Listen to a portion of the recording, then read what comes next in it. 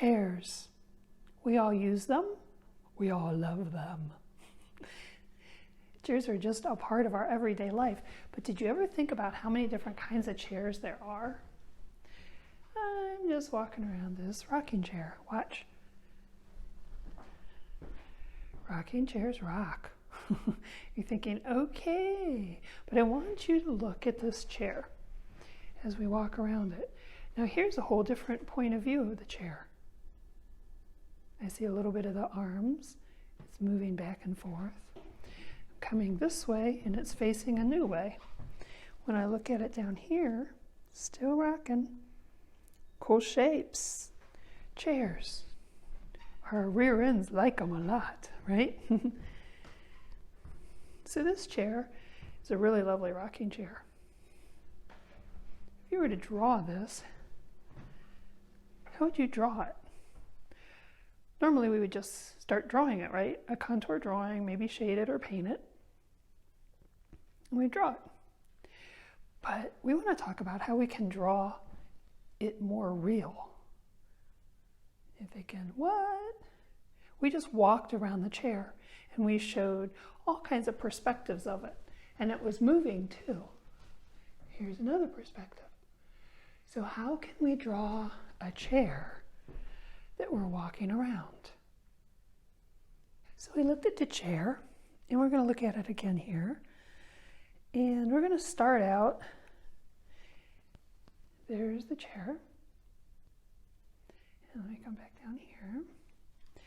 And we're just going to start, and I'm going to draw a little bit of the chair. So I'm going to start with the back of it. It curves around. And then it comes down. Do you remember how I said we want to make it look a little more real? So I'm not going to do too much to this right now. I'm going to draw the arm of the chair.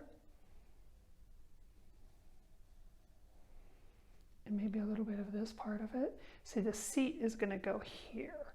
So let's stop and let's make this chair look a little more real by moving around the chair, because you never see anything from exactly one point of view. It moves. You turn your head, whoever's sitting in the chair moves. So I might be walking around the room. So let's walk around the room a little bit. There's the chair.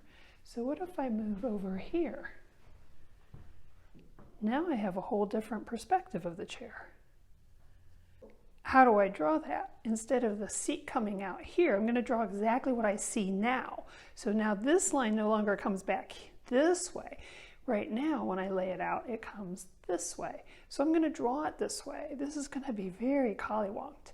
It's kind of fun though, because it's very free. Now the arm of the chair comes up this way. It's like, say what? You're crazy. But it is.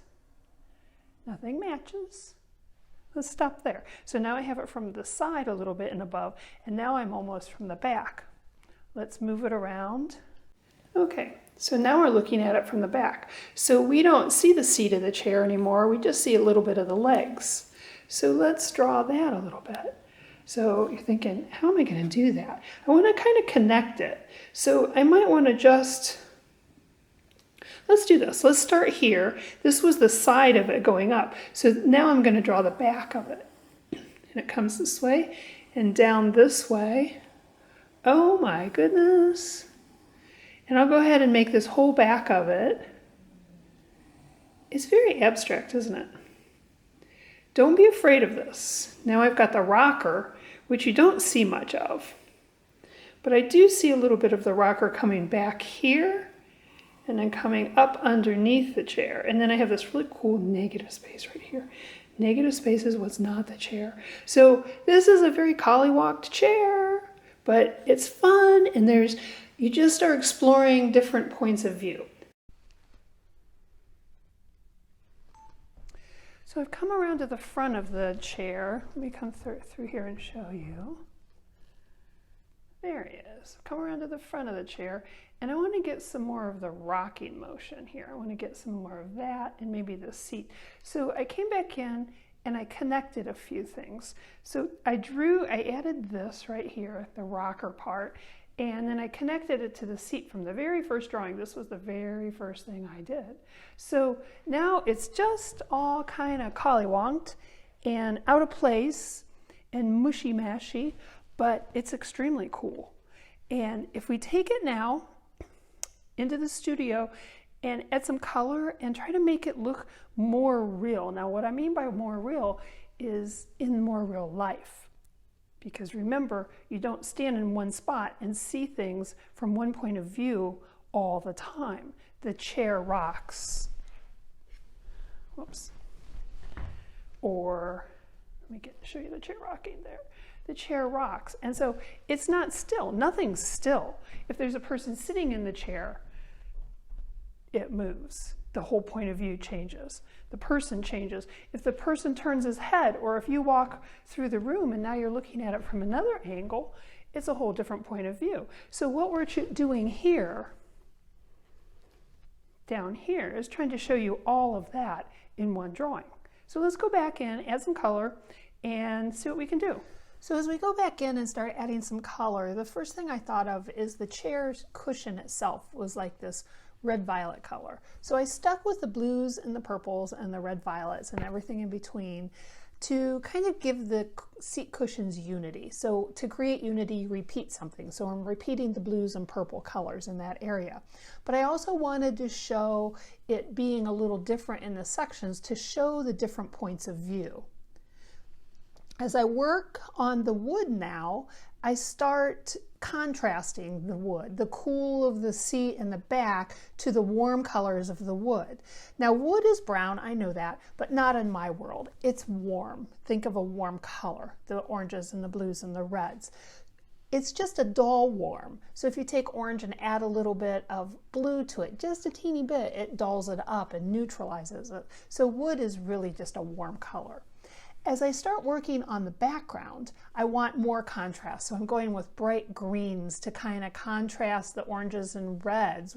Green and red are opposite colors, so I really want it to be bright. So to make something bright, you use the opposite color near it.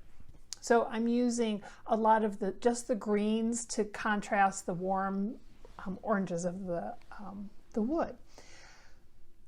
Notice I'm not coloring things in. Now everything was kind of one flat color, but I go back in now with crayons to kind of mix it up a little bit and have some fun with marks. I'm repeating the curves of the chair or the rocks and even out into the negative space, which is the part that's not the chair. I'm kind of having fun moving my hand around it. I want to kind of make the chair look like it's rocking or moving, or you, the viewer, is moving around the chair.